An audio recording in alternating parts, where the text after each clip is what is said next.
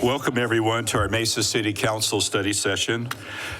It's nice just, I did realize we're running a few minutes late. We're just kind of enjoying the morning. The study session for February 12th, 2026. Vice Mayor Summers and Councilmember Adams are participating by Zoom. Otherwise, all other council members are present. Item 1 is a presentation. We're going to postpone item 1A to a further date. So Mayor, we will, thank you for the understanding about the need to reschedule item 1. So we'll work to get that rescheduled just as soon as possible. Okay. Then moving on, item 1B is a presentation to receive an update on the current conditions of the Colorado River and impacts to the City of Mesa water portfolio. Mr. Hassert, our Jesse Haywood, thank you, Mr. Haywood, our retiring Water Resources Director. You sure you don't want to reconsider? Correct. Paperwork's already done, Mayor. We could cancel that. It's such a hassle to try to undo all that. Trust me, Mayor, we've tried. I'm sure we have to fight with your wife. Yes, you would indeed. Well, thank you, and as you recognize, I do have Jesse Haywood, Assistant Director, here with me today. He's going to participate in this discussion, which is an important overview related to the Colorado River. So let me start with, you probably see in the media quite a bit, a lot of articles that talk about the Colorado River and basin states and drought and all of those things, and it's pretty persistent. So with that, if we can go to the first slide.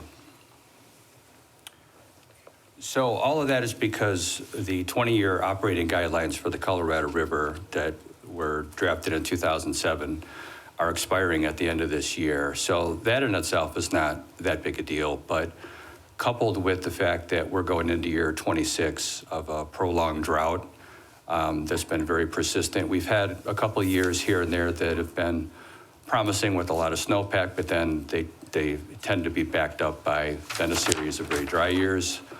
So water levels on the whole system, both in Lake Mead and Lake Powell, have continued to drop. There's 7 basin states that receive Colorado River water.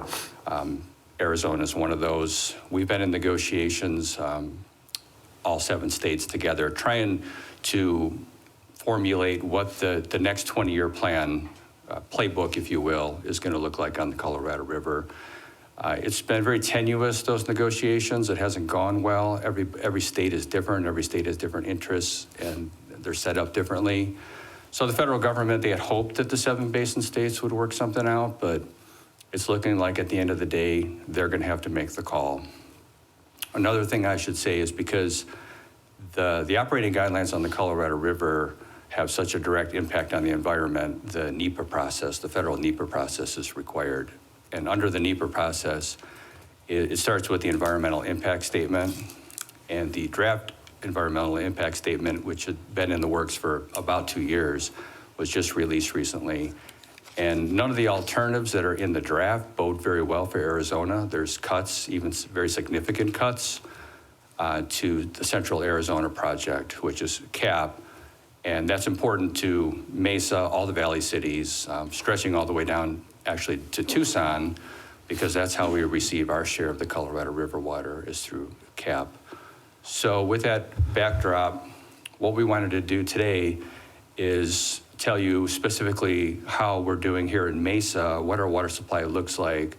We're going to give you probably the most detailed breakdown that we ever have for you to show you where our water comes from, what it consists of, and then show a history. Jesse's going to walk through a few graphs that talk about the history of both our demand and how we've built our supply over the years. So with that, let's go to the next slide. So this is our whole city service area, and it shows the different zones. We have the city zone, which we're sitting in right now, which is served by SRP. And then the eastern zone and southern zones are served by Colorado River water. And I want to state that the entire service area can be supplied with groundwater from our groundwater allowances. So before we get it, we're going to break apart the city into the zones and drill down and talk specifically about where the water comes from that supplies these zones. But we first want to do, if you go to the next slide, a little refresher on units, because we use this archaic term, and all the slides going forward are going to be using this term acre feet. And a lot of people don't know what that means, but when we're talking in water supply and talking about water portfolio, we use this term acre foot.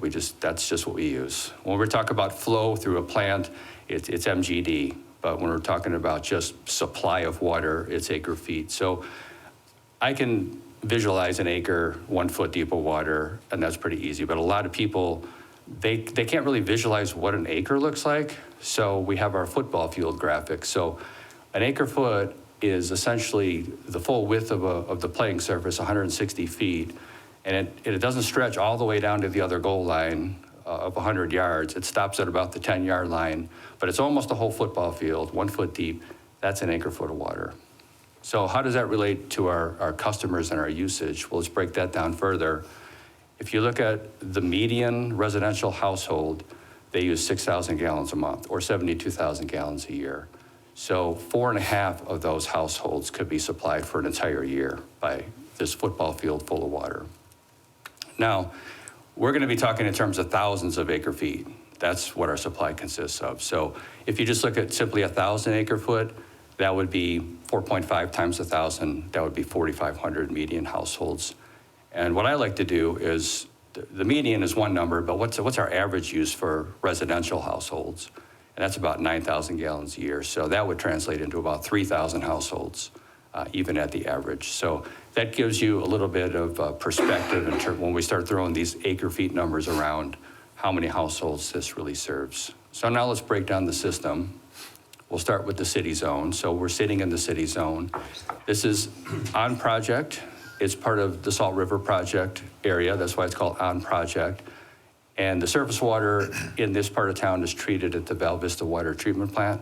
It's managed by the city of Phoenix, but we co-own that with Phoenix. We have 90 MGD of capacity. So in terms of how much water do we have for the city zone, I'll just point you to the total. That's what's important. We won't get into some of these footnotes because it's complicated, but we essentially have 62,000 acre foot of water a year available on project. Now, the good news is our organic demand in the city zone is only about 33,000 to 35,000 acre feet a year, so quite a bit below the amount of water we have. And we're built out for the most part. We could go vertical in places, but essentially we're built out in the city zone, so we have a lot of excess capacity. And that has nothing to do with the Colorado River. The Salt River project is the Salt River and the Verde River systems. It's all in-state water. And the system in-state right now, the capacity both on the Verde and the Salt are about 57% as of today.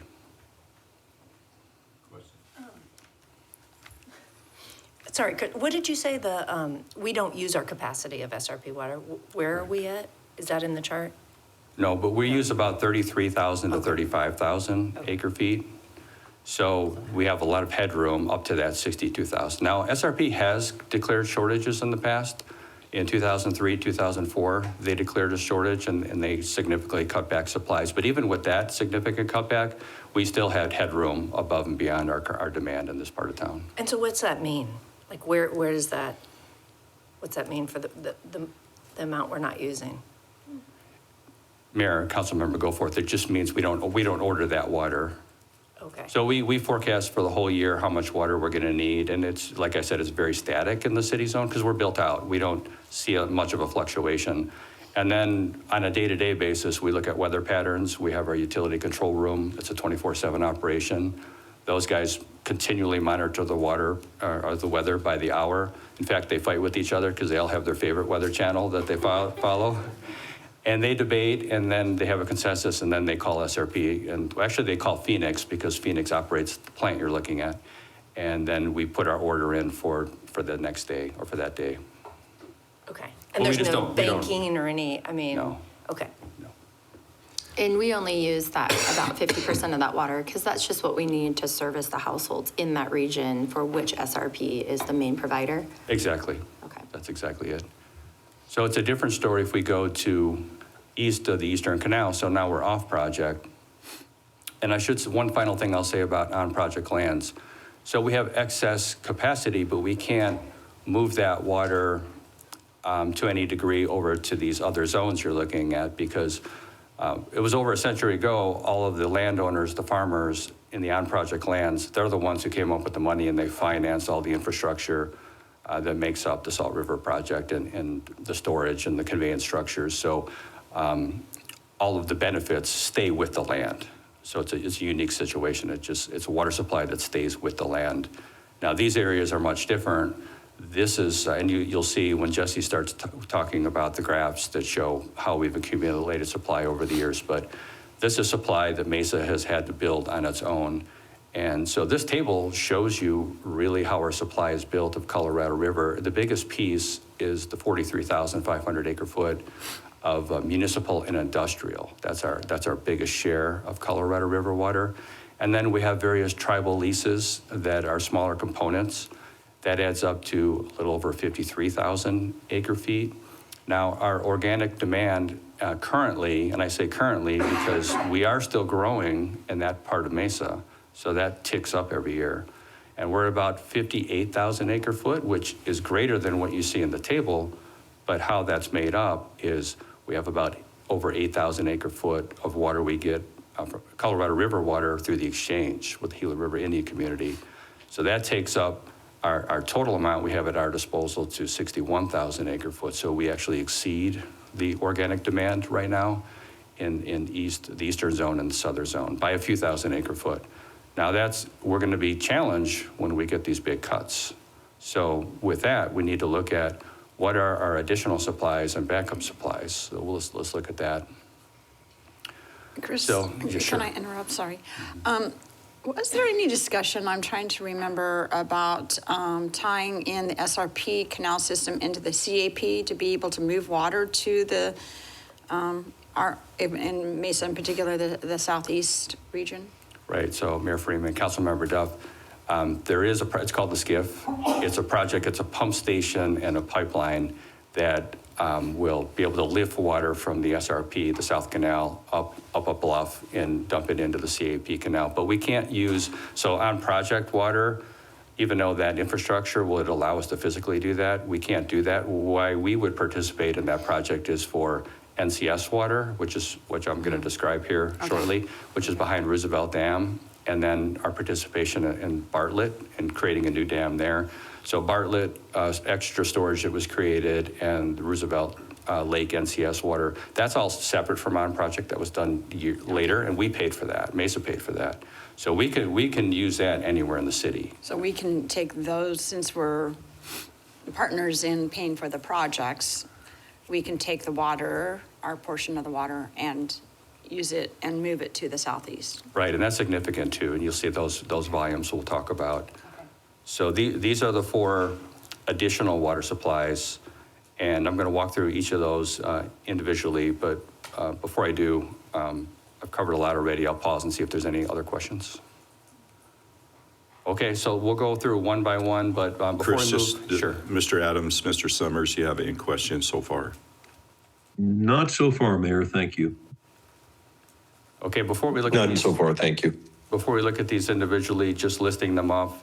So these are our additional supplies. We have the Gila River Indian Community Water Exchange, which we already receive about 8,000 acre foot a year through that exchange. We're going to grow that with the reuse pipeline, so we'll talk about that. We have the new conservation space, which is NCS water, and that's additional flood storage space that we created in the 1990s. We'll talk about that.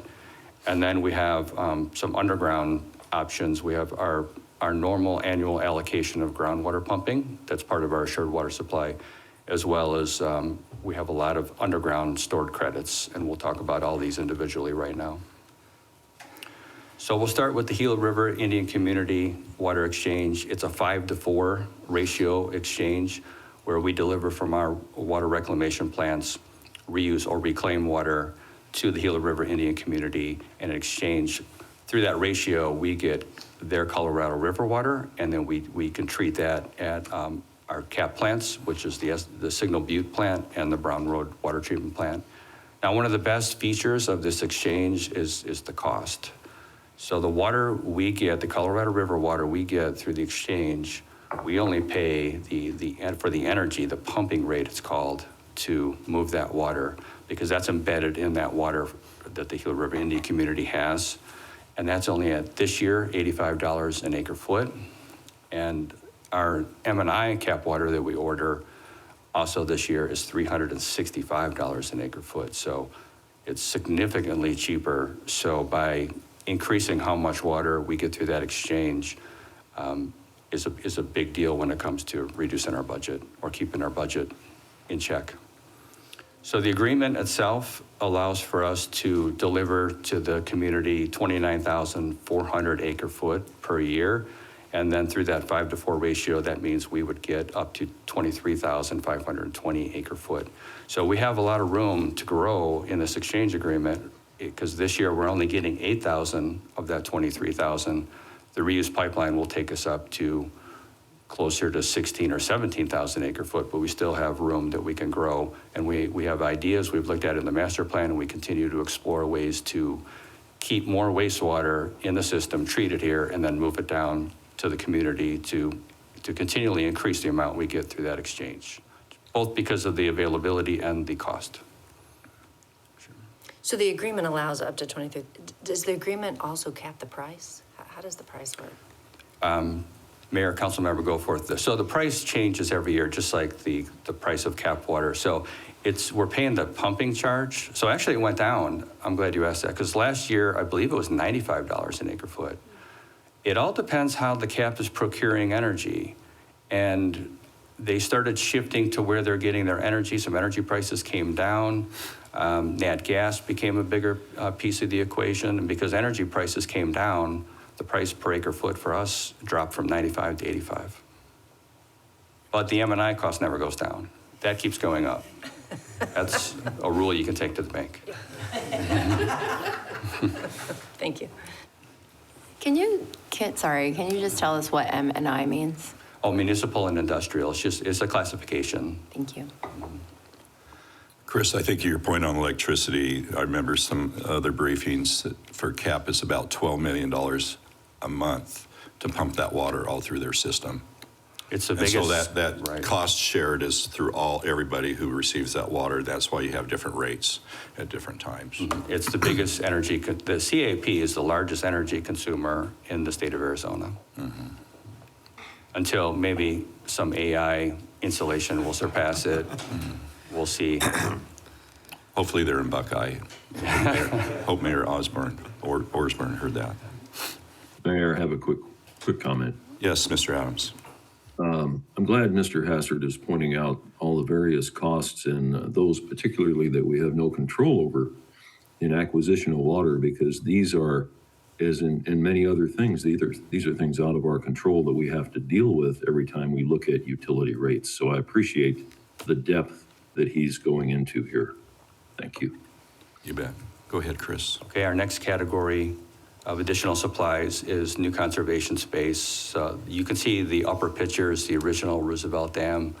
So construction started, I think, in 1906. It was completed in 1911.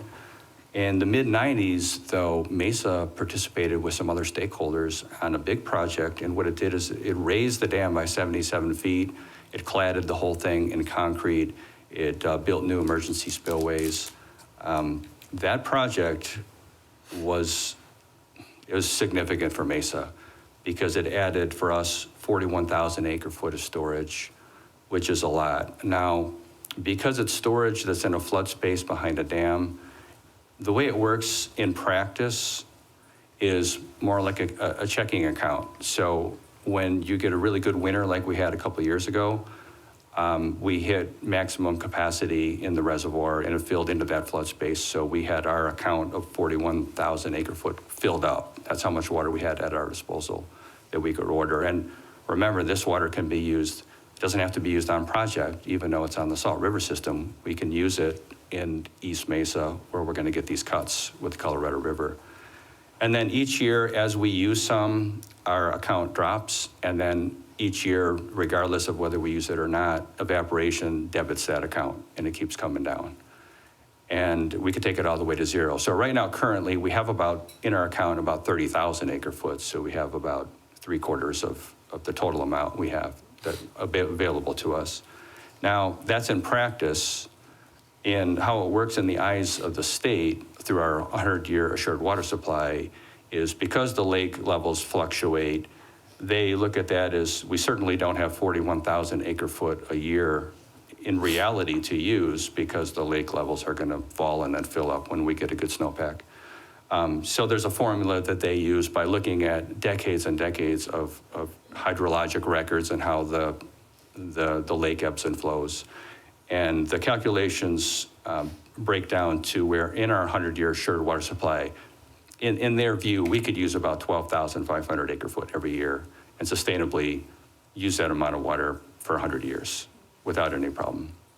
So if you go to our 100-year assured water supply, we can use 12,500 acre foot of NCS water that we paid for in the 1990s. And that's a lot of water. So if you go back to the units refresher that we did earlier in the presentation, if we can serve 4,500 customers per 1,000 acre foot, we're at 50,000 residential households. Just this little backup supply of water can furnish.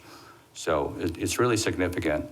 And then Bartlett Dam, we'll mention briefly at the very end, so it's in the same family as this. Bartlett Dam is on the Verde River. It's building a new dam, creating a new flood storage pool that is above and beyond what exists today. Mesa is a stakeholder in that. We're paying for part of that. So we won't get 41,000 acre foot with this project, just frankly because there's so much interest and there's so many stakeholders this time. But we're hoping to get somewhere between 10 to 13,000 acre feet to add to that 41,000. So those two supplies to be at our disposal to be used on the off-project areas, it's really significant. Did you say we were going to get about 10,000 extra acre feet once the dam is raised? Correct. Mayor, Councilmember Taylor, 10 to 13,000.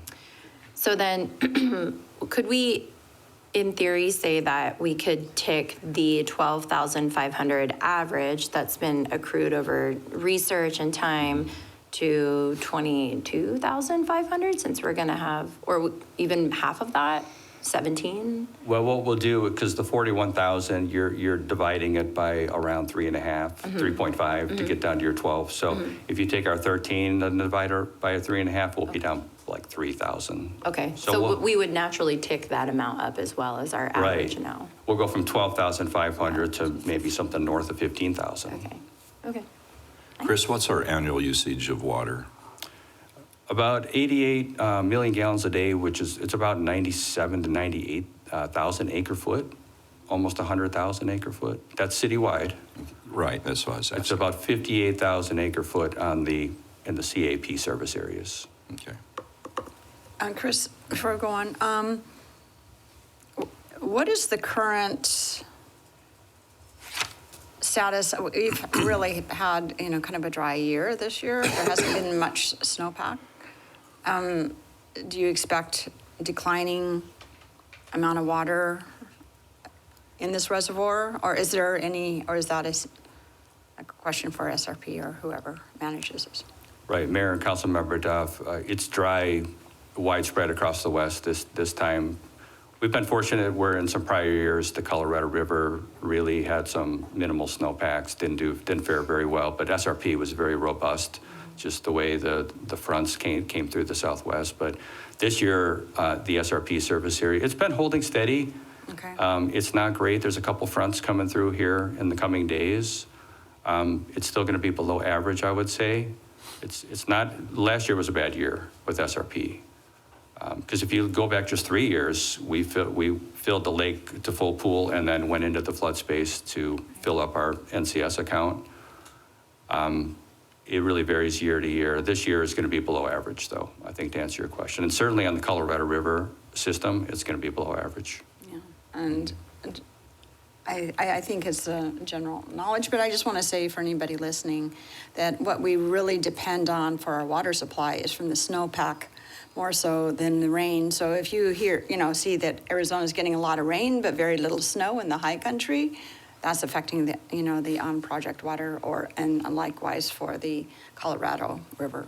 Right. Jesse, could you go back to that first slide that showed the map of the system?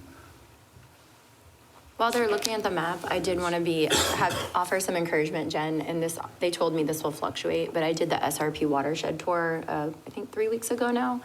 And at that time, when we were flying over the Mazatl Wilderness, our hydrologist said, right now, we're having to release water out of the Verde River. And he said, the lack of snow, it didn't come down heavy as snow, he said, but we had like misty rain in the high country, and that, including what we got in the valley, again, this was that time, put us at 1% over the maximum allowance. So he said, right now, we're actually doing quite well. He said that will change, but it was encouraging to see that at that point, we just had an abundance. But that was for Bartlett, Horseshoe, and the Verde. Yeah. Yeah, we had a good fall. You remember some of the big rains we had in the fall, and that was beneficial to the soil moisture, which is good. And then any snow that comes after that, because you have good soil moisture, it's not going to just get soaked in like a sponge. It'll stack up and accumulate a little more easy. So that's also a good sign. But on the Colorado River, you can see on this map, lower basin, upper basin. It's in the upper basin. It's where that snowpack is important because that's the headwaters of the Colorado and all its tributaries, and that's where you want a real healthy snowpack that would result in good runoff. And right now, it's below average. It's not looking the best. It's probably worse than last year, but there's still a little bit of winter left, so we'll have to see how that shapes up. All right, let's go to the groundwater slide. So our third source of backup water is groundwater, and what I'll point you to in the table shows how it breaks down, but the total amount is just under 10,000 acre foot. So in our 100-year assured water supply, in the view of the state, we can use sustainably over a 100-year period about 10,000 acre foot. And there's two major components to that. The first one is our groundwater allowance. So if you see that really big number, the 467,000 acre foot, that is through this comprehensive basin-wide model that DWR develops and manages. And it's the whole area, it's the whole sub-basin, it's not just Mesa. And they do that because they don't want to look at individual cities in a vacuum. They have to look comprehensively at the whole aquifer and how it ties together so that we're not overlapping and double counting water. So the aquifer for Mesa over the next 100 years, that 467,000, that's what they feel we could pump over 100 years and not have any adverse impacts on the groundwater table. So with the 100-year assured water supply, they just take that and simply divide it by 100, and they get an annual amount. Now the other component is what's called incidental recharge. So no distribution system, treatment system is watertight. In fact, you have systems in parts of the country like the Midwest where you have 30% plus leakage from your system. We're mid-single digits, so we have to do much better here in Arizona, and we do. So with our 2,500 miles of pipeline and our total demand of about 98,000 acre foot, the state looks at Mesa as having a leakage rate, if you will, of a little over 5%. So that 5% on the total demand equates to 5,286 acre foot per year. So that, with our regular groundwater allowance, is just shy of 10,000 acre foot a year. We try to pump maybe half of that in a typical year. So we pump way under because we want to preserve that groundwater as much as possible. But it's a backup source. We could pump a little bit more, and in times of shortage on the Colorado, we could even direct some of that additional pumping to the eastern and southern zones. When you say leakage, can you explain that in terms of, are you meaning from the pipes or just Right. seeping into the ground? Okay. Right, Mayor Councilmember Taylor. So it would be from pipe joints, small leaks that you have in the system. You're going to have a certain percentage, and we're about 5%, which is really good. In the state of Arizona, as part of the 1980 Groundwater Management Act, water providers are required to be under 10%, and we're well below 10%.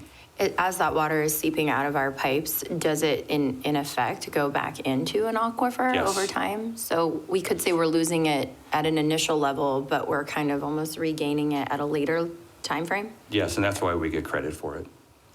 Good to know. Yeah, it's nice that it's a benefit. when Right. You know, they don't want you leaking it, but Yeah. when you do, it's. Yeah, but it's nice to It's a get a break benefit. once in a while.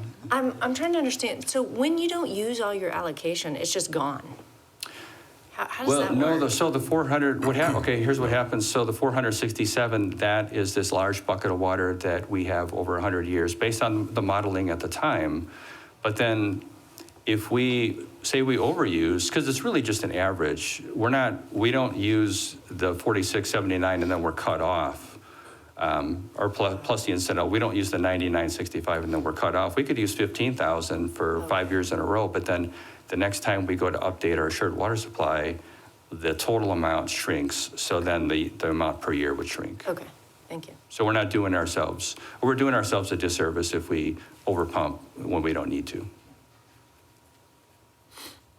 And then also on the groundwater topic is long-term storage credits. And so this table shows you, first of all, how many we have. We have over 500,000 acre-feet of long-term storage credits. And this shows you exactly where they come from. The picture that you're looking at is GRUSP, and we have about 88,000 acre-foot stored in GRUSP.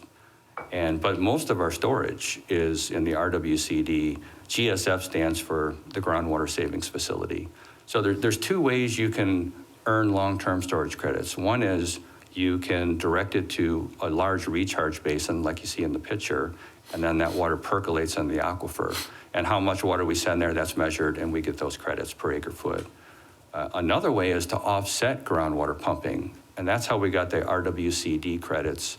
So years ago, when we had plenty of excess cap water and the population of Mesa was much, much lower and commercial was much, much lower, we had water that we knew we wouldn't use. So Mesa bought some of that water and directed it into the Roosevelt Water Conservation District system, their canals, because they normally pump groundwater to service their irrigation to serve their farm fields and people doing residential flood irrigation.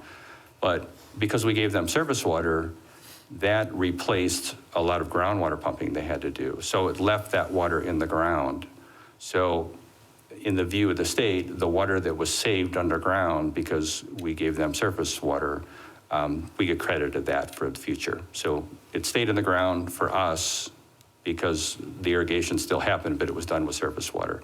So you can see that was a good strategy that Mesa employed back then because it amounted to over 400,000 acre feet. And then to put this in perspective, because we have 557,000 acre foot of long-term storage credits, and the natural demand right now in the parts of Mesa served by Colorado River is 58,000. We have about 10 years worth of just long-term storage credits that we can use. So these 4 backup sources I just covered were pretty significant.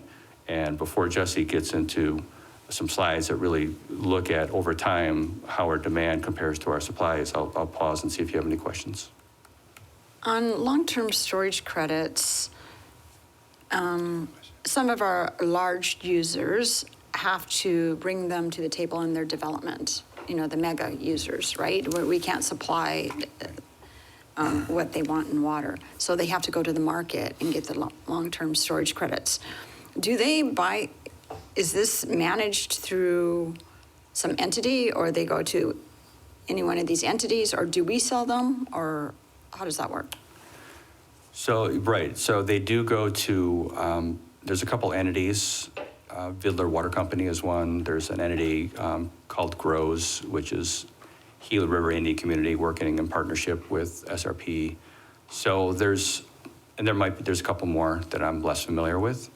But so we direct, and there's only, I believe, about 3 of the very large water users that trigger the ordinance to where they're forced to go buy long-term storage credits.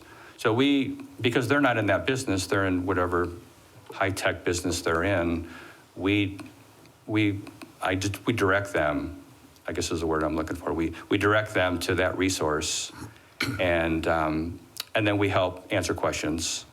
And then once they're working with that resource, and we tell them, we do a forecast over 3 years in terms of how much water per the ordinance they have to go bring to the table.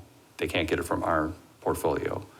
So we give them the volume, they work with the third party, and then the third party sometimes will call us with questions too. So we're all working together in a sense. And at the end of the day, once the private company who's required to get the storage credits obtains them from the third party, then the third party, I guess for lack of a better word, deeds them over to the city. And then, so we pump the credits for them, but we're keeping track of their credits versus our own portfolio. It's separate accounting. Okay. I hope and- that answers your question. Yeah, and then how about the location of the water? So let's say the user is in a certain location, and we exercise the long-term storage credits. Are we taking it from groundwater in that area, or how is the water sourced to exercise the long-term storage? It depends credits? on the third party they're using, where they have the water. For instance, I think Fiddler has most of their water with RWCD, if I'm not mistaken. So we would use a well that's within the RWCD groundwater savings facility, because that's what's required. And we would pump it, track it, and then we just, each year, we just do that accounting. That's good. Therefore, we're not depleting, putting too much pressure, especially long-term storage credits is pretty much in the Southeast Mesa, the large like data centers and such down there, right? And so I'm glad that we're not extracting the water from just right there, because there's a lot of pressure on the water table.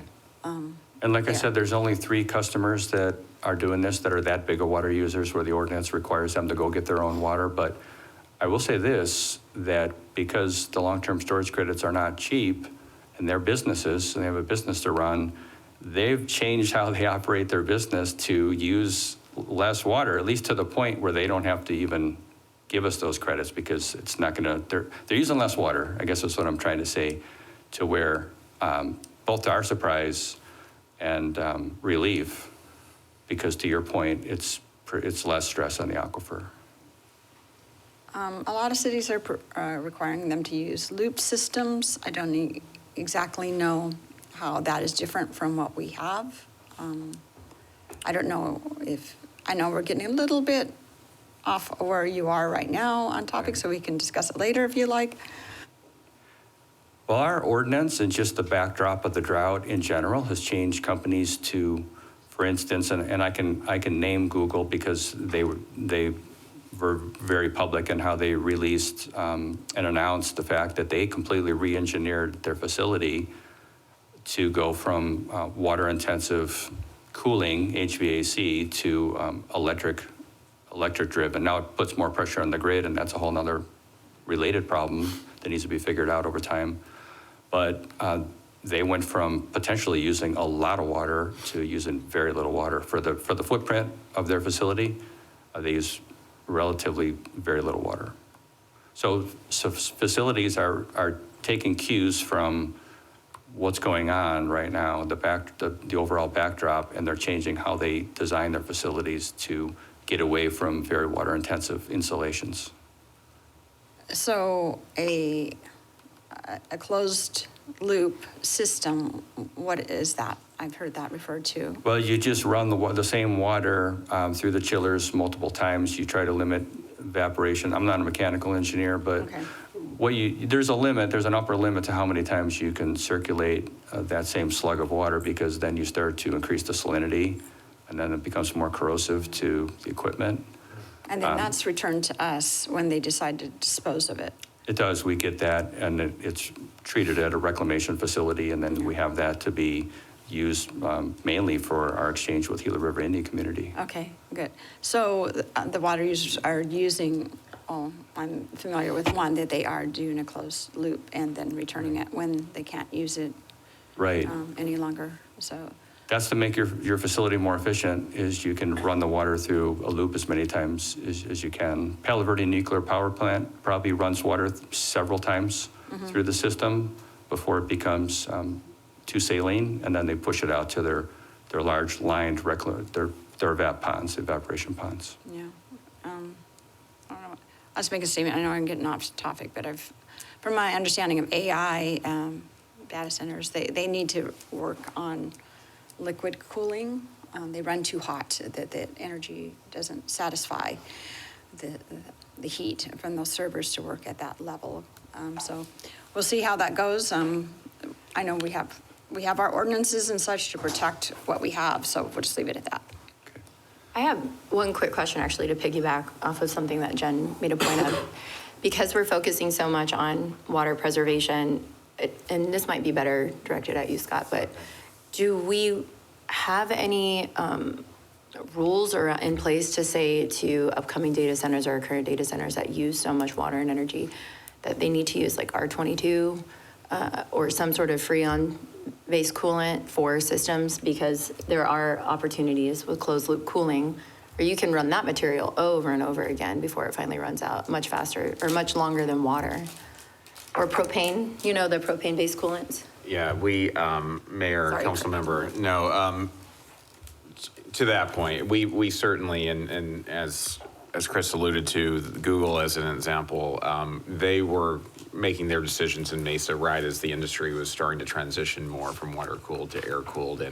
And so I think you see the industry itself when it's looking at these different sources. They're very, they see what kind of feedback they're getting from local communities. And so I give them credit that the industry evolves a lot based on that. So they realize the concerns about water use, particularly in the Southwest, but I think even their Virginia and Texas locations, I mean, water is an issue everywhere, right? And so they migrated a lot of these facilities over to air-cooled facilities, but as was alluded to, then, it's whack-a-mole. Then you have the energy issues and the problems the strain that puts on the grid. So I think we're going to continue to see a lot of evolution on that, as we've discussed here.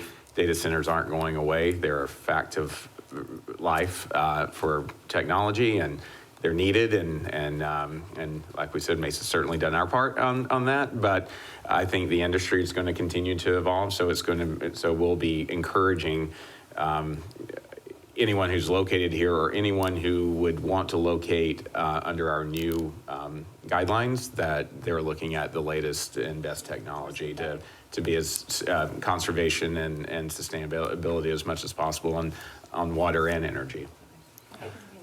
Mr. Heredia has a question. Chris, with all these, storage credits and the groundwater and conservation space, it's a regional effort, right, as far as partnerships. My question,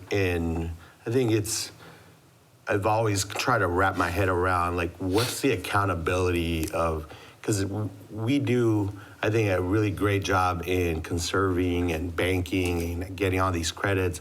But when you have maybe other partners that are not necessarily doing their part, that's like the future of the water supply is very dependent on this regional basis that everybody kind of looks at this in a serious manner. And you hear the debates of, agriculture out in the west side of the states and them pumping out, water that they didn't really have, and other partners as well, right? Not just agriculture. So what's the accountability measures of, particularly other cities, right? That we have all these credits, but if, per se, Scottsdale is mismanaging their water supply and they're running out of water, like, are they not going to get the water for, the 300,000 people or 400,000 people that live in Scottsdale? So, that's my fear in the future, right? As far as everybody is dependent on this managing water portfolios to the best that they can. But as far as, the future, can you touch upon kind of the regional aspects of, the how many partners are engaged in all this, and then the accountability measures that, other partners or that there are for, you know, making sure we have a supply here, at least in the region, right? So. Sure, Mayor, Councilmember Heredia. I would say, so a couple of things to add to what you're, or to how to address what you're asking is there's guardrails in place through the 1980 Groundwater Management Act in terms of how water's pumped. And those guardrails, at least provider by provider, are gonna constrain, they're not gonna let you run wild with pumping. You're gonna have constraints both through the Groundwater Management Act and your own assured water supply. So every provider is a unique situation. That's why we're really drilling down today to show you, you know, how we fare here in Mesa and how we're set up, how we've prepared. Every city's doing the same thing with their respective councils or their water boards if they have a board instead of a council. And then through AMWA, it's a partnership. So we just had our AMWA Management Board meeting. I'm a member of that yesterday. There's 10 cities under AMWA. All the cities have these groundwater challenges. We have SRP water, we have Colorado River water. We all have the same challenges of trying to manage our systems while facing these cuts. And then along with, on the topic of the cuts, we're all working in concert, not just as water providers, but with CAP, SRP, of course, the tribal communities, can't leave them out. We're all in this together. So with the draft EIS on the table and a lot of these alternatives that I would say we don't agree with because they haven't, under the NEPA, they really haven't looked at all the alternatives they should have. They're leaving some important things out, and we're all collectively and individually going to be pushing back. The comment period, I believe, ends March 2nd for the draft EIS. The intent would be to have the final EIS done by the summer. So I guess going back to tying this up a little more neatly in terms of an answer, we all have our guardrails. So we all have our restrictions there. And then we're all working together at the same time to try to position Arizona in a better light than what's portrayed right now in the draft EIS. And we're all, and then, EIS? oh, the environmental impact statement. Study. And then I would take that even further, going forward in the future, we're at the table, all of us, for Bartlett Lake and raising Bartlett Dam, possibly advanced purification, water importation, perhaps desalination on the Sea Accord. We're all working together to the future too. So it's managing the present and then also working together to the future. But we recognize each other's challenges and work together well. And I think all in all, everybody's a responsible player in this. Yeah, Mayor and Councilmember Heredia, I would just add too, and I know Miranda's in the back, but this is why you see cities with senior water rights like we do engage at the legislature, because we can't allow the short-term desire to water down some of these groundwater regulations to offset the 45 years of tremendous work since the 1980 Groundwater Management Act was put in place. I mean, it was, you know, you look back and you're like, man, it's amazing that they nailed it the way that they did in 1980 and put in such a forward-thinking policy. And so there is a lot of pressure from housing and others to try to water that down in communities, some here in the East Valley and certainly in the West Valley, for the quick fix of trying to keep up with growth. And certainly, you know, this has pitted that discussion we hear about so much about the desire to get more housing online versus the realities of the restraint that we've shown that's allowed for good water management. So, you know, the mayor's been involved in this and in the role at AMWA for years, but it's so important that cities like ours are at the table, and we are both individually as the city of Mesa, but through associations like AMWA, Arizona Municipal Water Users Association, and others who, you know, really are down at the Capitol talking to legislators and the governor's office about the need that we get it. We get that the constraints and the need for additional housing in this state, but we have to do it responsibly, and we have to do it in a way that still preserves the sanctity of what the Groundwater Management Act brought to this state. And so you're going to continue to see that push and pull as Arizona just continues to grow. So we're going to have to stay vigilant every year about trying to make sure that those water supplies are protected. I'll just, Mr. Adams, Mr. Summers, any questions? No, Mayor, I have none. It's been a very informative presentation, but he's covering the details very well. So I just add, after everything that's been said so far, that's why we have a 100-year assured water supply.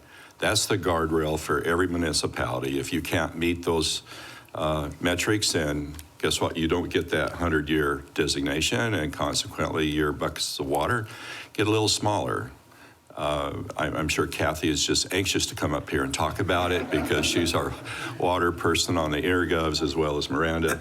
But overall, you know, when we talk about the long-term storage credits, that's like a savings account, right?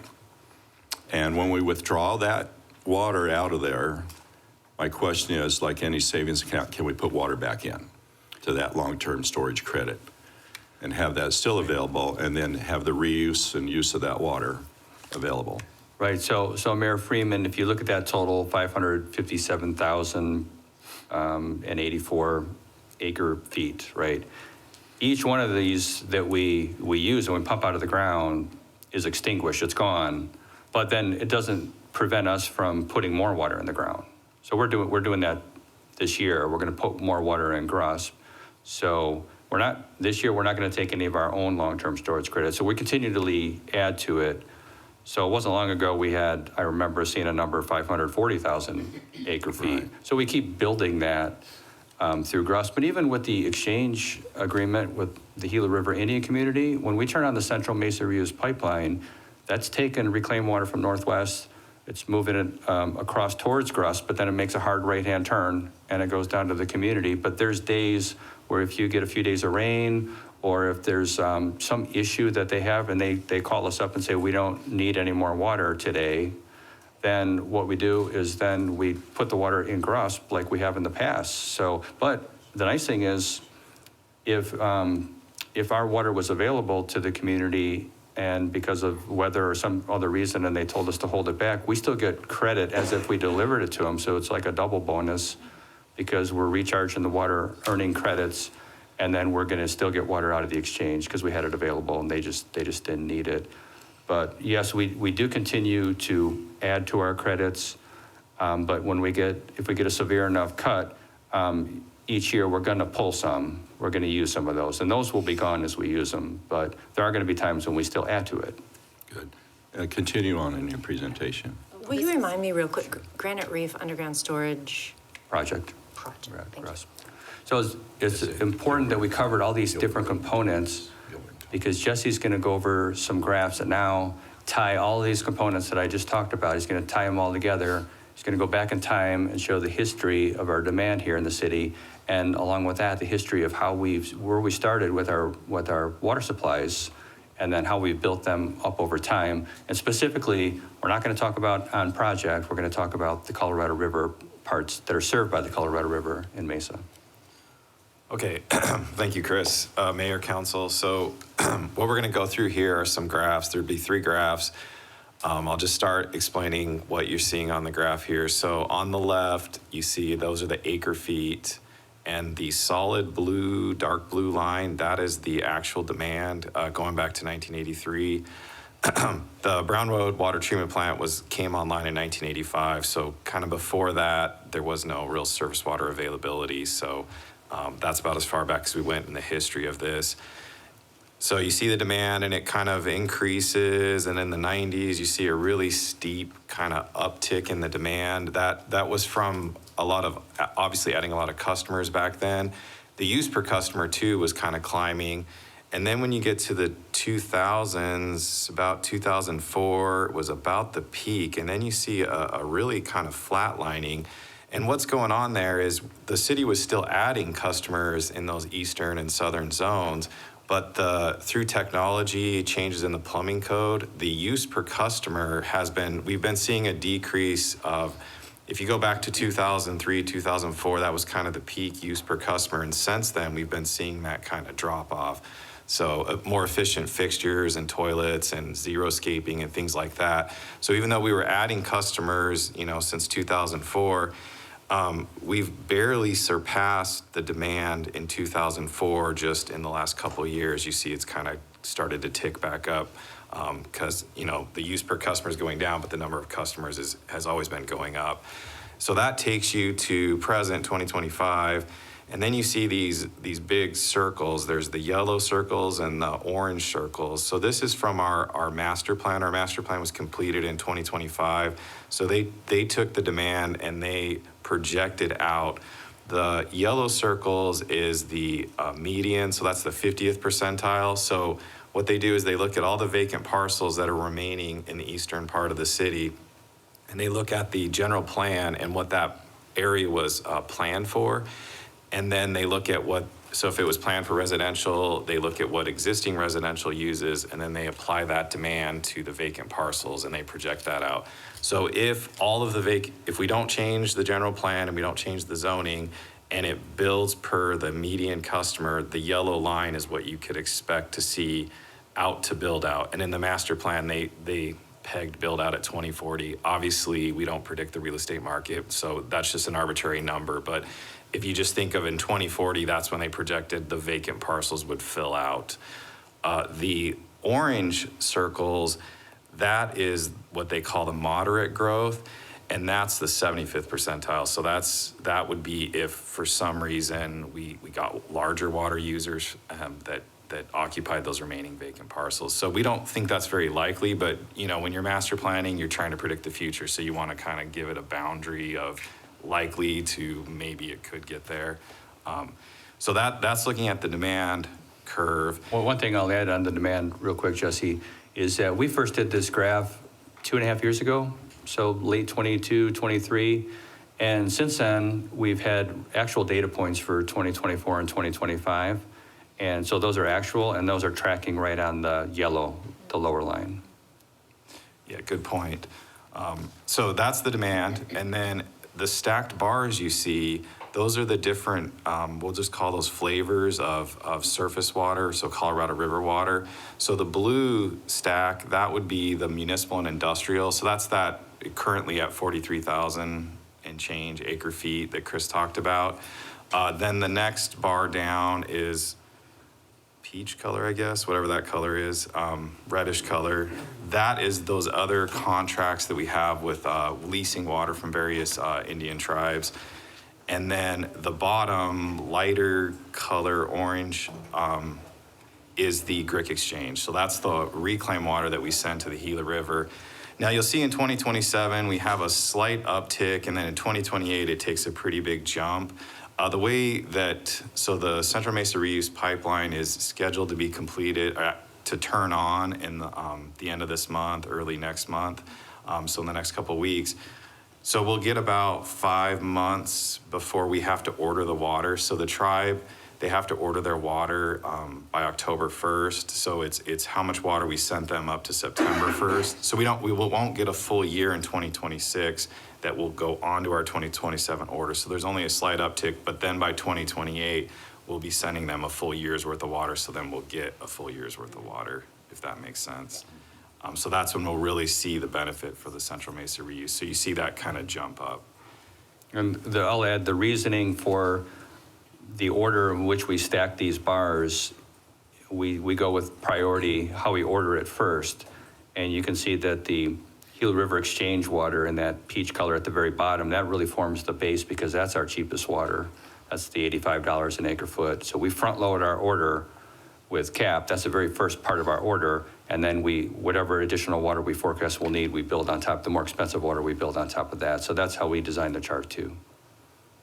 When you talk about costs, Chris, what do we pay for SRP water per acre foot? Oh, it's down around, it's 70 or less an acre foot.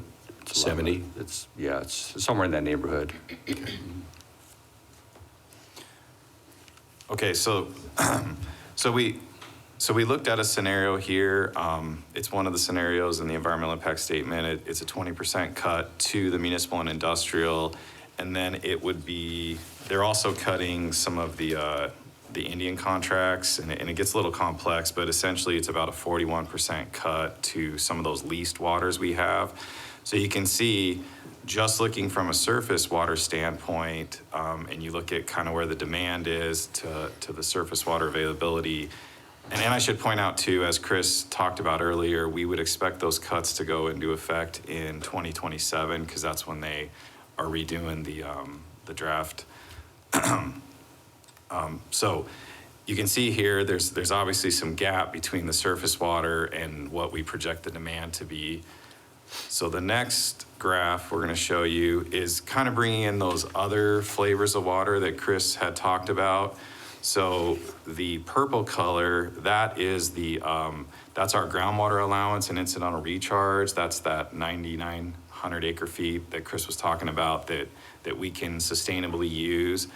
And then the next color above that is a teal color. Sorry, there's a lot of colors on this, and I'm not good with colors, but that's that new conservation space water. So that's that water that was stored behind Roosevelt Dam. And then finally on top of that is our long-term storage credits. So as you can see, with a 20% cut, we fill with the NCS water and then just our groundwater allowance and incidental recharge, we would be able to meet demand for the moderate. And then if the city were to develop to build out and the Colorado cuts were to sustain, you can kind of see what it would look like if we were to be the more 75th percentile growth. You can see in those earlier years, like the next 5 years, we barely even need to use those additional sources with a 20% cut.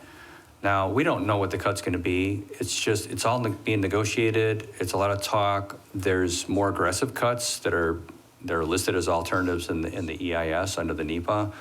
So we think it's probably in reality gonna be more than 20%. We don't know what that number is, but whatever additional amount of cut it is, just you look at that chart and then you can visualize the bars dropping.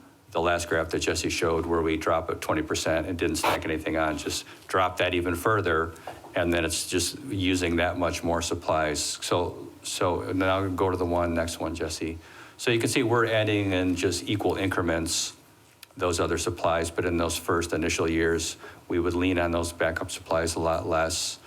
But then going forward, we're gonna need the backup supplies more, but then once you get out beyond 2030, now you're starting to get into that area where the work we're doing today with Bartlett and investigation into other sources, that's where that'll pay dividends. Because if the cuts are more severe and they stay sustained for some period of time, we're gonna need to continually build up that portfolio. We've got to stay ahead of it by 5 years or 10 years. We don't wanna have it catch up to us in any given year. So let's go to the next slide to talk about that. Chris, I just really quick, the SRP, I think you called it the spec, what did you call it? Oh, Where we the, might use their water? Skip? The skip where that's really just a physical transfer station. So we aren't planning on using their overage at any point and pumping that into our supply to feed the east side? Is that what I'm hearing? Right, we can't do that because the water, the SRP on project water stays on project, it stays on the lands. But the additional supplies we paid for to create, Mesa paid for, the water, the space behind Roosevelt Dam, and then behind what will be the new pool behind the larger Bartlett Dam, that can be used, that can be transferred through the skiff up into the Cap Canal. Okay, so we are kind of we're circumventing the direct by using Bartlett and Right. the part behind Roosevelt. Yeah, that's free to be used anywhere in the city. Okay. And we would, because we have ample supplies here in the city zone, we would never use NCS and Bartlett water over here because we don't need it. We have ample supplies, we would use it. We would run it through the Brown Road plant or the Signal Butte plant and serve those customers. Okay, I'm gonna be touring Signal Butte today, I'm pretty Right. excited. Chris, I have a question about, on the Colorado River supply, on the CAP supply.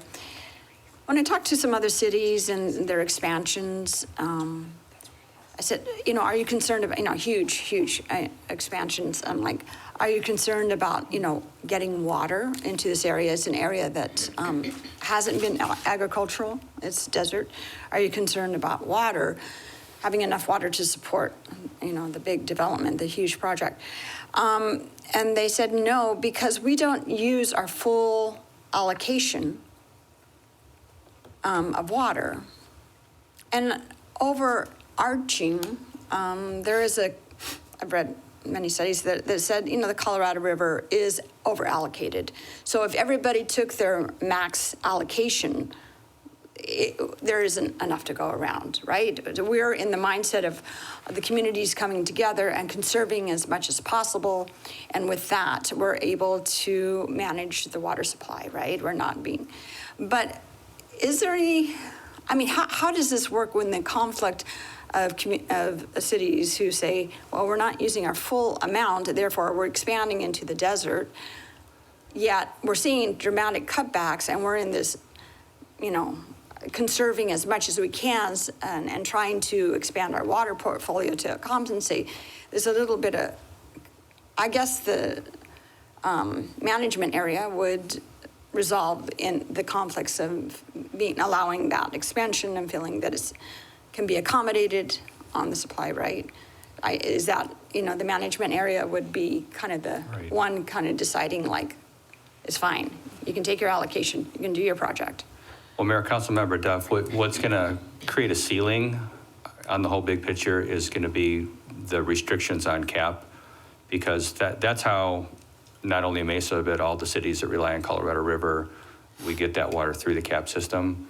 And the cut to the CAP in 2027 is going to limit how much water is available to all the water providers. So, you're going to have a ceiling, just a hard ceiling created just by virtue of the cut. So any city that maybe feels like they have designs to expand their water consumption by 50%, it's just not going to happen. We're all going to have to live within those cuts unless we have backup supplies like we're talking about.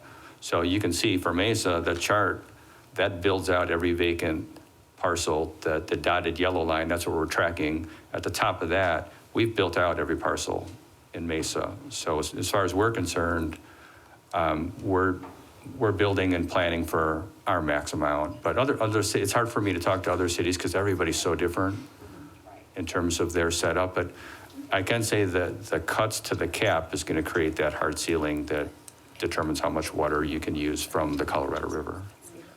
And the rural areas don't have management on their waters. And it's a problem definitely in their areas. Does that affect anything in the municipalities? Or that's kind of an independent water system? Does it have any, where majority of our state is rural? Do non-management of rural areas affect our water supply in the metropolitan area? Councilmember Duff, no, because they're just not connected. We're in a large sub-basin, our aquifer, the East Salt River sub-basin. It's shared by Gilbert and Tempe and Scottsdale, and you can go south of us. And it's shared by us, but once you start getting out into rural areas, they're independent aquifers that really are not tied to us hydrologically. However, they do have active management areas now in southern Arizona as well as western Arizona. They've just implemented those, so they're brand new. Why don't you continue on with our President Jesse? So we're wrapping. So how are we tying this all together? So if the impending cuts, say they're a lot more severe and they're sustained for some period of time, for not just now, but going back a few or several years, have been at the table looking at different future water supplies to continue to build those. If you look at that graph and the bar chart, continue raising those bars, so to speak.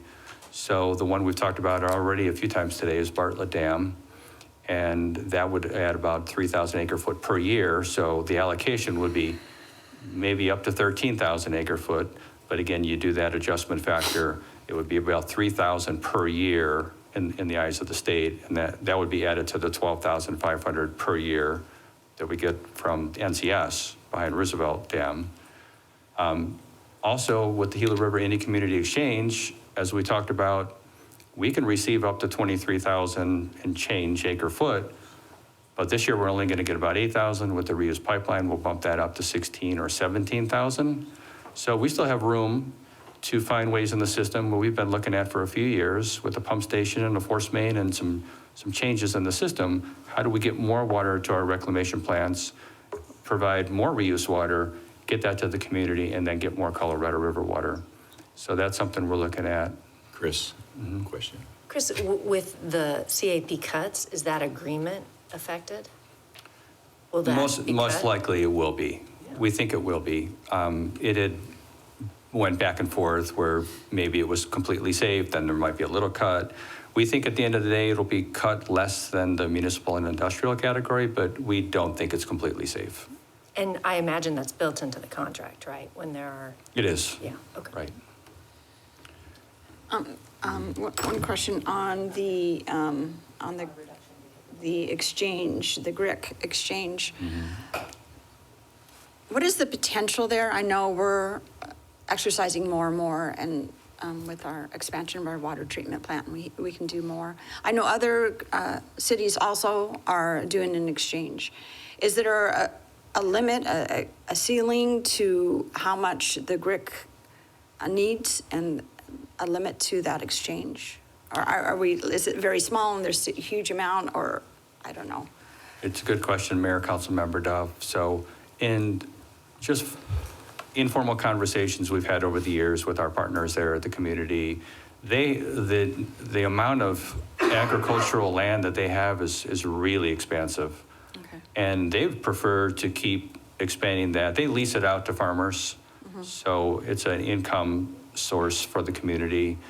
So the more leases they do and farms that they lease out, the more revenue that they take on. So there's been even talks that they would consider, and I'm speaking for them now, but they would consider even amending the contract to raise the limit to get more water from us. Because it's a good water supply, the reuse water we send down to them. It goes to a very strategic part in their community, into the headwaters of their canal system. So that just allows them to easily open up more fields for farming. So they've talked about that if we got to a point, and I don't even know if we could get to a point to produce that much more reclaimed water, but they would entertain, at least with past conversations. I don't know what the future holds, Yeah. but of even increasing that. Okay, so we're nowhere near the idea of reaching that capacity of the exchange. Right, they would be more open to expanding that volume than decreasing it. Okay. I mean, Okay. they can't decrease it per contract because it's locked in for till 2100 and beyond. Yeah. And then Mesa is contributing or working with the city of Phoenix, I believe, and then is it the 91st Avenue water treatment plant they have? Right, that's- And doing, treating water into a drinkable standard. Is that a viable, how far out is that?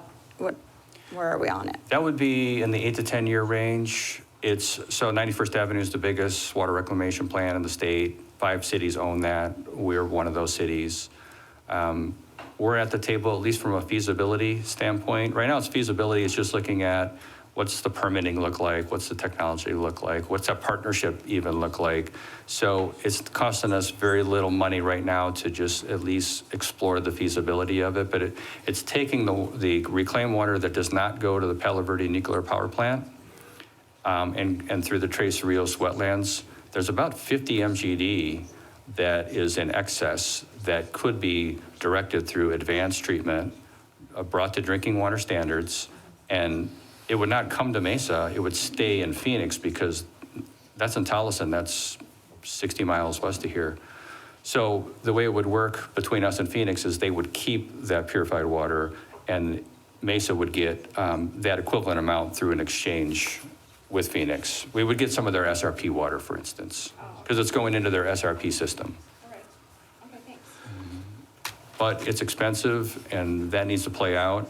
And we would probably have to come back to you for more discussion and input because it's going to be a big price tag. But then the federal government could also come to the table and pay for a big piece of that. So many things could change right now. It's feasibility, and that's where we're at. Well, it's in planning, so that may happen here in the near future. And the state has recently finalized the regulations for what that technology lineup needs to look like to get to the level of treatment that, in their view, is safe. Well, and kudos to Scottsdale. They've been doing this for quite a few years, so they have it dialed in. They have the technology down to get it to that point, and they have plans also. So Scottsdale, their CAP water treatment plant and their reclamation, their advanced purified plant sits on the same campus. So they're going to take the advanced purified water and pipe it a few hundred yards over into their water reservoir, their finished water reservoir. That's their plan over the next few years. Yeah. We'll carry on. Okay, and then additional measures we investigated through our master plan, what we're calling septic to sewer. So we have actually probably 20 to 30,000 water customers that are on septic. They're not even on the sewer system. And there were a lot of subdivisions that were built even in the early 90s that for some reason were not tied into the sewer system. They're all septic. Now, over the years, as these septic fields fail, there's not a lot of alternatives to just build a new septic field because you need a septic tank and a leach field. And if you have a moderately sized or small backyard, there's no more room. Once that leach field is exhausted, you can't build a new leach field. So there's going to be opportunities where area by area, we can convert over to sewer, and then that creates the wastewater that then becomes reclaimed water and it gets added to the exchange. And through our master plan, we did a deep dive on that, and we felt that there's around 3 million gallons per day that goes into septic fields and not the sewer system, and that's about 3,500 acre foot a year. So that's more than we could get out of the Bartlett project. So very significant. And that's something that could be done in small pieces. You could have a 20-year plan and then just target areas, one area after another. And then we continue to find and fix leaks. We have a lot of advanced technology to where we do keep our system leakage down, and we keep that water in the system. And then smart metering has been a tremendous saver of water, because how that works is it goes through, it's not a leak from our system, it goes through the customer's meter. And then before we had a centralized smart meter system, a small leak of a half a gallon a minute is 20,000 gallons a month.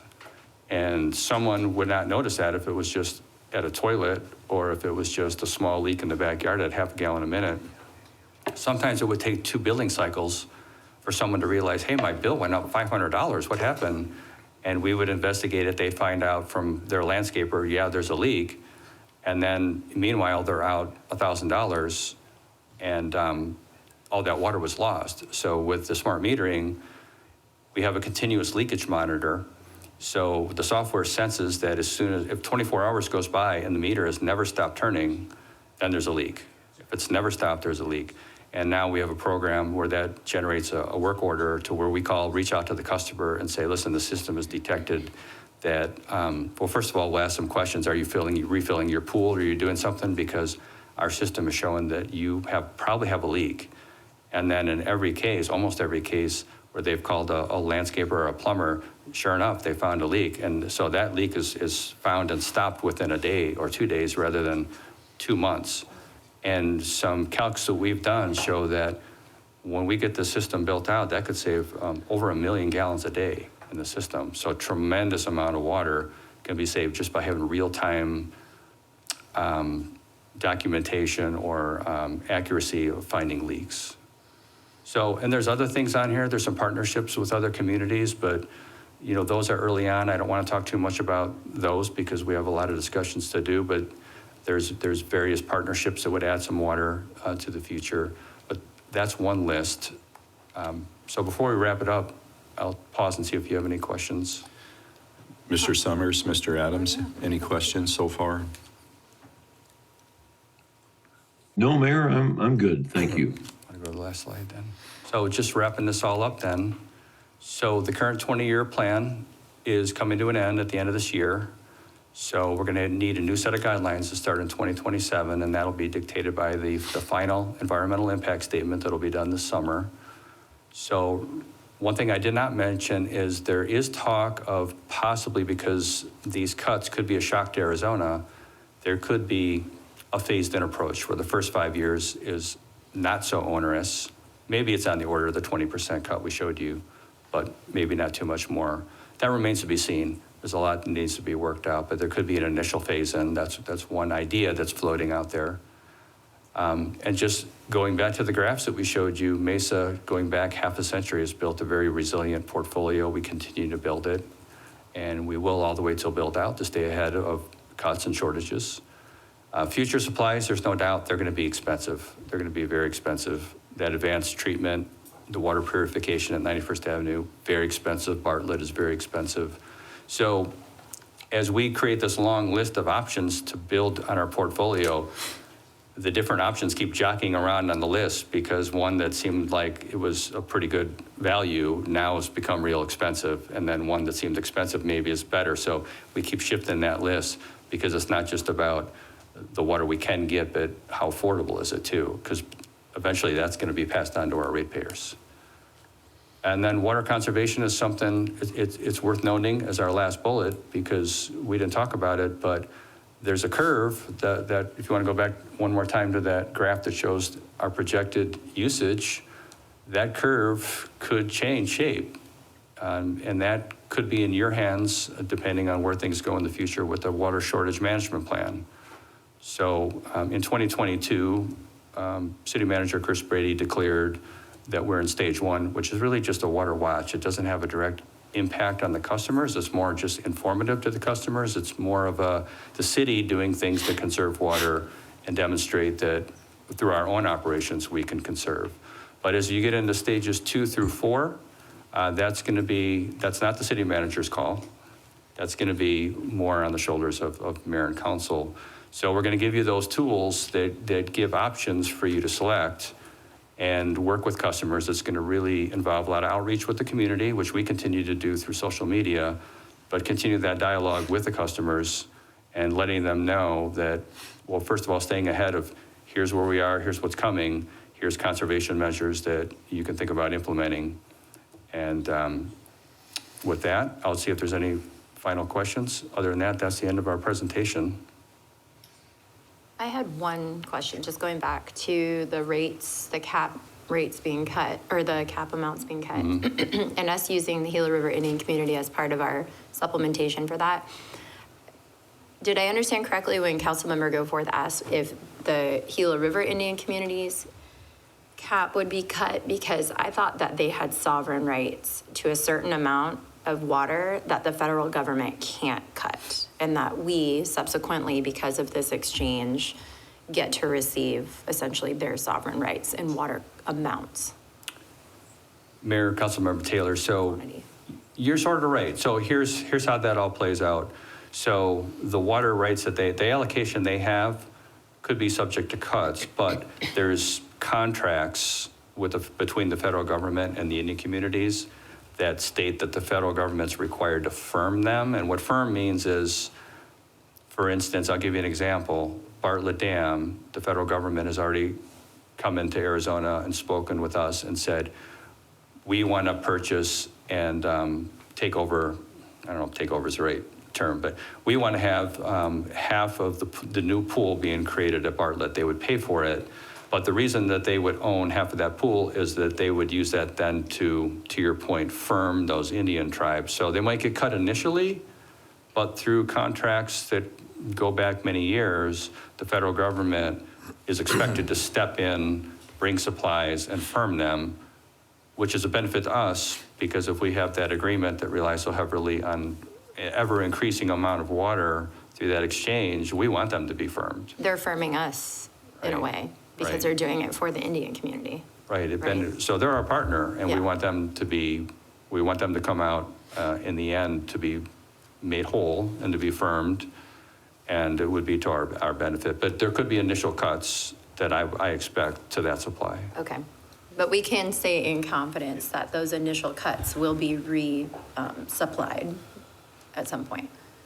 I don't like to Just for say it in that community, I don't mean. If you look at the individual. contracts and the requirements on the federal government with the Indian communities, then one would say, yeah, you would expect it. We'll have to see how it plays out.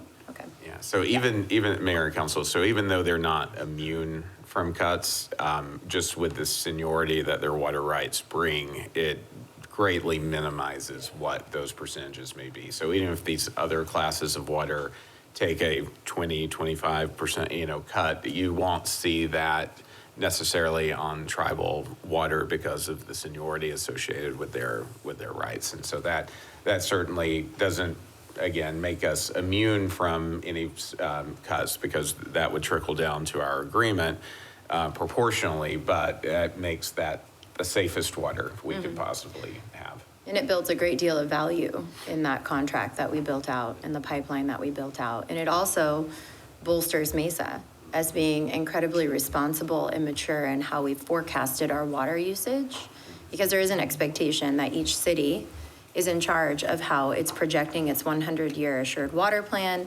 and its growth and its development, and they are accountable for their choices in how they manage their water, their infrastructure for their people. And so I think it's incumbent upon us to make sure that we let our residents know that we've done an exceedingly good job to provide for them now and into the future, and we have every right to protect our water as our own.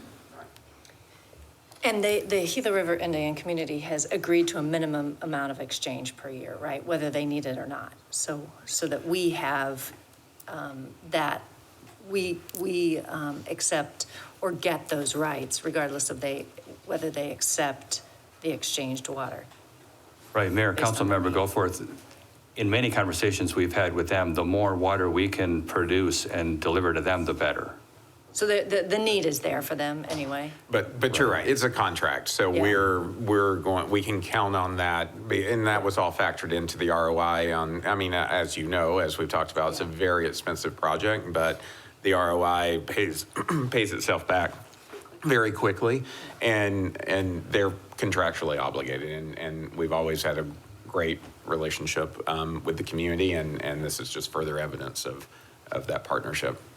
So thank you to the two of you for this. It's great. And I hope our residents watch this and they understand what we're doing at the City of Mesa and the expense and the foresight and the forward thinking that it takes. But that when rate adjustment time comes, these are the important aspects of what how we're trying to secure our future. And it's reflected in those adjustments. You know, we're trying to be very sensitive to what people can afford, but we're also securing our water future, and it's expensive. It's expensive. So I hope this is informative to people and to why the adjustments happen. So, thank you. Yeah, I appreciate that comment. I think we have like 250 million or so, near that figure for the central reuse pipeline and the Signal Butte water treatment plant expansion, and then the SMRs, the smart meters, something like that. So these add up, and then, you know, we still have work to do, and water is getting more expensive. But it is very important that we continue to invest in these tools, and it is probably the biggest pressure, or a significant pressure on our water rates, is being able to take these funds. You know, we bond for these, and we have to make these investments. We're using savings accounts, you know, what do we call ours? Our overage, you know, our net revenue to bridge the rates right now, but that's going to come to an end, and we have to continue to make investments. The reality is we live in the desert, and we're dealing with water challenges, and Mesa is doing an excellent job in managing that, but water will continually to have a lot of pressure on the investments we need to make, the things that we need to do in order to ensure that we have water and are well managed. On stage 2 of our water shortage plan, is there indicators, or is there factors that happen where we do that consideration? At what point do we have the discussion about the stage 2? Okay, Mayor, Councilmember Duff. So there's triggers with each stage. So the amount of cuts that we're anticipating on the Colorado River would definitely trigger stage 2. But that would be for your consideration to just evaluate what measures you have that could be put into place. Then in the subsequent stages 3 and 4, same thing, they each have triggers. There's some suggested ideas of what we could do if we get into stage 2 for consideration. One might be the overseeding in the winter, being, the residents can't do, shouldn't do that in order to conserve water. That's just an example. These are measures that I think we can all fit into the way we live without compromising it. But collectively, when we all work together and be more conservative with our water use, we can meet the demands and keep water affordable as possible and not strain our portfolio. There's flexibility built into the drought management plan, so it doesn't have a list of 12 things and say, these must be done. It has a list of 12 or so things that, like not overseeding or not watering your lawn after 7 a.m., that kind of thing. So there's a list of things. And then the nice thing about that is it's for you to just sit down and discuss and say, I like these 6, but these 6 maybe aren't right for our community. So it gives you the flexibility to talk through that. Chris and Jesse, what I haven't heard is, are we still waiting for the sign off for our assured water supply from ADWR? I see heads nodding back there. We are, yes. And that's been ongoing for how many, like 2 years? Year and a half? That's probably about right. So the Kathy, last one. Nicole? Yeah, Kathy, you want to? I find this frustrating from a city perspective because as we've always had an assured water supply, and I'm not comfortable waiting for the sign off, for all these time. Kathy, how long has it been? Mayor and Council, it's been since October of 2023 that we submitted our application, and we submitted it early, ahead of time, hoping that it would be processed quickly, but for a number of reasons, it has not been. However, the Department of Water Resources did extend our current designation, so we technically are still designated. Well, and keep in mind, as we go along, our legislature feels like, how many water bills are there out there? Like over 100, maybe? We have 118 bills right now at the legislature. Affecting water in the state of Arizona and municipalities. That's why I want to stress, again, it's very important we have local control of what we're supposed to be doing and not outsource it to the legislature. Now, there might be some good in there, but I still think that the way we have done business since 1878 in the city of Mesa, that our grandfathering and all our water supplies are impeccable, and I don't want them, I'll say it, messed with, okay? I mean, I buy several hundred acre feet for my farming operation. I know how precious water is, and I'll give you a scenario. 3 years ago, we had a lot of extra water for the rains. All the reservoirs filled up on the Verde and Salt watersheds, and 400,000 acre feet of water was released during that time. Now, had the SCIF been in place, had the NCS, Roosevelt had filled up to almost maximum capacity, we could have diverted that water through the SCIF into the CAP, kept all the water back that would be delivered through CAP, and utilize that, and lengthened out the time we needed CAP water. So these are things, with Bartlett Dam being raised and capturing that acre foot is really important. The other thing is, what I didn't hear is projected well sites for eastern and southern zones. What's our, I've always said, hey, are we in queue for, purchasing of parcels? Even if we drill a well, cap it, have it for future, the cost of drilling a well and outfitting it today is, what's the dollar amount?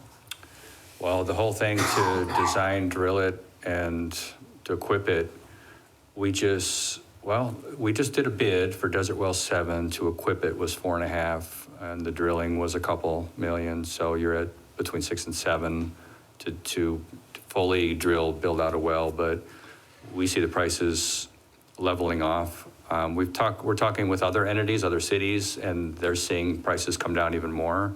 So we're not trying to do all our wells at once. We're trying to bid them out in stages. And if the market is going in a favorable direction, we don't want to put them all out at once. So we're metering them out. And Jesse, you want to talk about kind of where we're at with our well sites? Sure. So we have quite a number of wells in Southeast Mesa that have been drilled. I think there's about 5 or 6 that have been drilled recently. And as Chris said, they're in various stages of the equipping. We have 2 wells that are going to come out to bid in a couple months here down in Southeast Mesa. And then we have a number more that are in various stages. So when you when you do a well, it's a 2-stage process. First, you drill it, you test the water quality, and you figure out the capacity, and then you design the equipping of it. So. Okay. So we have 2 that are going to go out to bid this spring, Desert Wells 25 and 26. Those are down by the Signal Butte plant, so that'll build up that well field. And then there's still half a dozen or so more wells. Some have already been drilled, as Jesse mentioned, and then a few more have yet to be drilled. And then if you go further south, there's another well field that's in the future. That's like 10 years out.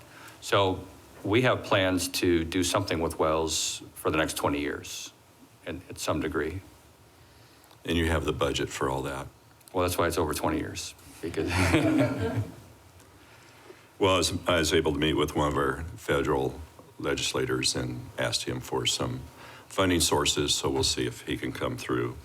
I know that Miranda and Kathy are on that. With that, council, are there any other questions? I just want to say thank you to Chris for his leadership in you. serving as a director. You will be missed. I don't know if you'll miss coming to council meetings and presenting. I'll watch them. Maybe not, but come by and see us when you can. Thank you for your service and expertise and leadership. That we're in a great place considering our challenges in our water portfolio.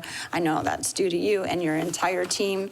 Thank you for working together and all that you do to bring us to this point of pride for our water system.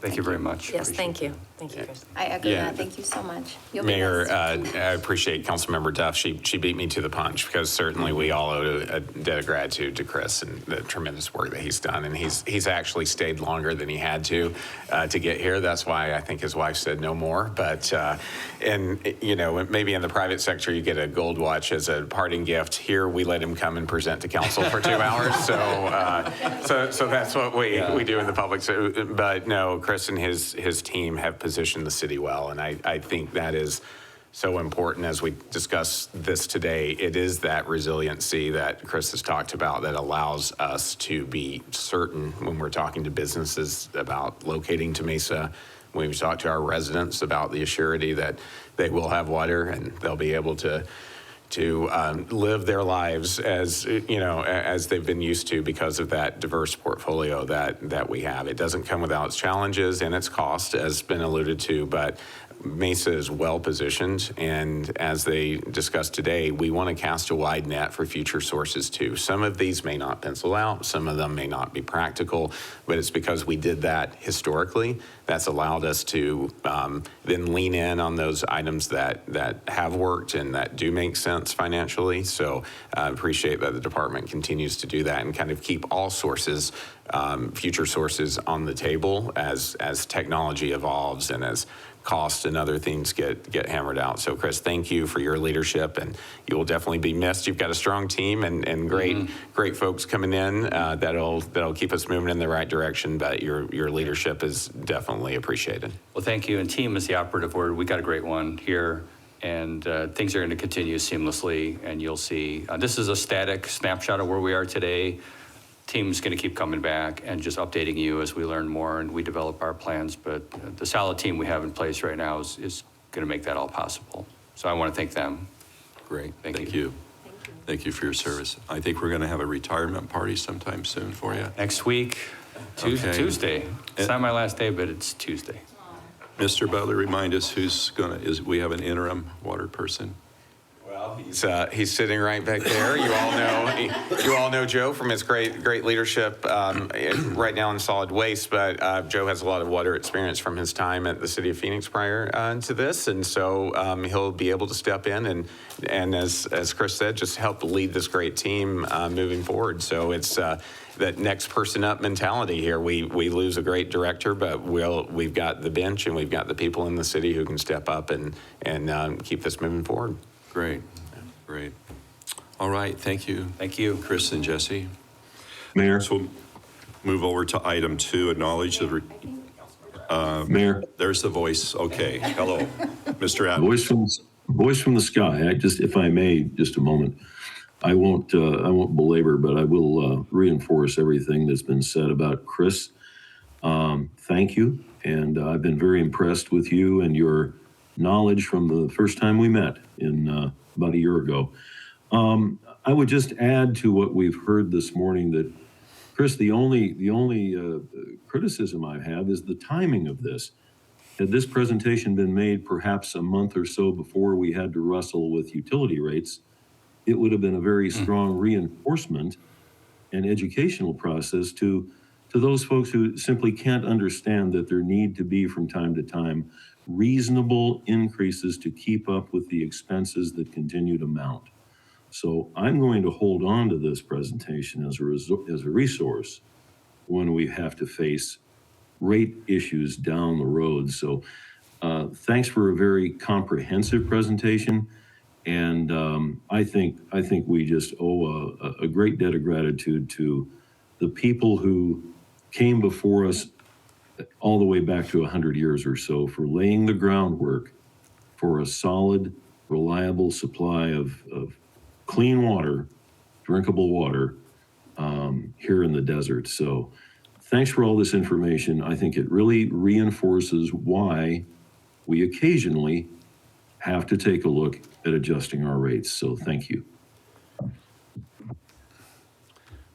Okay, Mr. Adams, you shouldn't have said that because now I remember something. So there's a bill in the legislature right now that the committee is hearing that would place a moratorium on any fee, utility, or rate increase in a municipality for 4 years, a moratorium.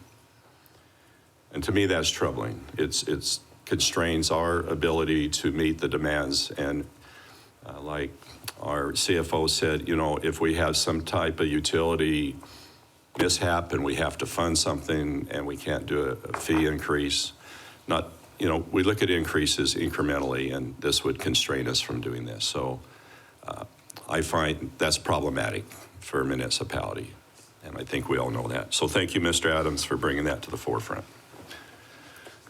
Okay, hearing nothing else from above me. Item 2 is acknowledge the receipt of board minutes. Is there a motion to that effect? Thank you, Ms. Duff. Ms. Taylor, all in favor say aye. Aye. Aye. Motion passes. Next is current events and conferences attended. Council members, do you have anything you wish to share? I'll mention that, I think I beat you to the punch, but yesterday I met with the Mayor's Youth Committee just shortly to greet them as they were doing a tour of City Hall and downtown Mesa. And that tour is led by Jeff McVeigh and Jimmy at Downtown Mesa Association. I love the group of the MYC, the Mayor's Youth Committee, and how they're learning more about how government works and how our city functions. They're a bright group of kids, have great ideas for us, and I look forward to see them as our future leaders. Thank you. Anyone else? I just wanted to mention the ribbon cutting that you and I went to yesterday for a hotel, My Place Hotel out in the southeast part of my district at Signal Butte and the 60. This area continues to grow. People are moving there to live. There's a lot of housing going in to work. Honor Health recently acquired the hospital there and are doing some major investments and then to visit. So this was much needed, and it was a nice ceremony. Thank you. Anything from Mr. Adams, Vice Mayor? Nothing from above, sir. Nothing here. All right. Well, I know Mr. McVeigh had a family emergency. Wish him well with that.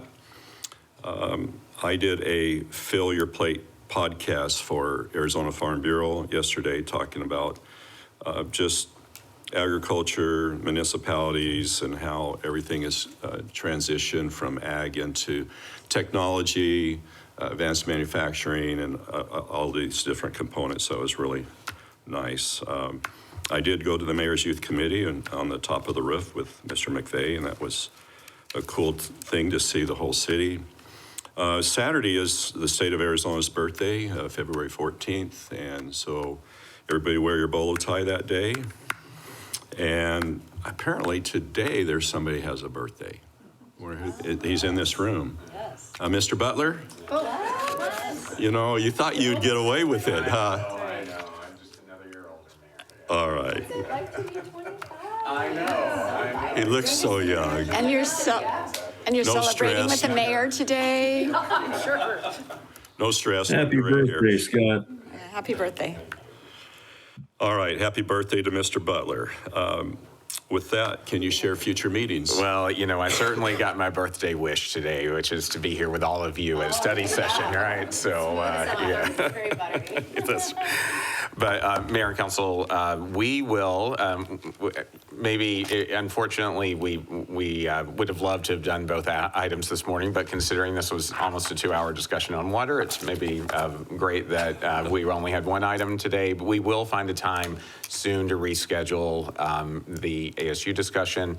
We've got some pretty weighty topics coming up before council in the next several weeks with budget kickoff, some Falcon Field discussions, other items that are going to be coming forward. So we will get this scheduled and we'll work with your staff. We may need to do the ASU discussion before the next council meeting, before during the study session on the 23rd. So, but we need to verify that with Mr. McVeigh and with ASU and everyone to make sure that they can make that work. So just be on notice that we may need to start earlier that day so we don't get too far behind with our packed schedule that we have leading into the budget season. So with that, though, we'll also spend some great quality time together next Thursday for our strategic planning session. Very excited about this because this is the strategic planning session planned by the City Council. So we're going to have some fun next Thursday. So be prepared to spend all day with us practically. So be prepared for that. And then we will be back on Monday, February the 23rd. Start time to be determined for study session and the council meeting. But important note: so today you will receive the first draft of the agenda for February 23rd. Since we're not having study session next week because of the strategic planning session, the first time we'll be able to talk as a group about the items on the agenda will be on the 23rd at the study session before the formal meeting. So I encourage you, staff is at your disposal. Please look over the agenda. If you have any questions, concerns, talk to staff during that time, and we'd love to answer any questions that you may have since we won't be able to discuss that next Thursday morning. So, great. Remind us where the session's at, our study session. That's going to be at the Post, Mayor. So, yeah, at the Post next Thursday at 7:30 a.m. So that's the strategic planning session next Thursday. And it's not videoed, but it is a public meeting. It is a public meeting. It's open to the anybody likes to public. geek out about city stuff, you're welcome to sit in and listen. Yeah, absolutely. And Mayor, just a final reminder on a couple of items. Again, the Mesa Marathon, besides it being Statehood Day on the 14th, it's also the Mesa Marathon. So just be prepared for that and the tens of thousands of runners that will be on our streets that morning. And then Monday, the 16th is President's Day. City offices are closed, but just a reminder of the Fallen Firefighter Memorial Ceremony, our annual event at 8:30 a.m. that morning here in downtown Mesa by Fire Station 201. So thank you. Yeah. Is the next meeting the 23rd, you said? Yes. Is that the one where we're going to go over the building codes that we've been delaying for such a long time? The international I'm building trying to codes? remember if, yes, that is on, Amanda's given me the, Okay. yes, that will be on the agenda. So the ratification of the Yes. text amendment, am I saying this correctly, Mark? Okay, I'm looking at everyone. Make sure I It's don't okay. misspeak on this, based on the council direction that, Got it. from the last study Got session. it. Okay, thanks. Great, thank you. With that, I'll entertain a motion to adjourn. Thank you, Ms. Goforth. Thank you, Mr. Heredia. All in favor, say aye. Aye. All right. Get well and have a great weekend.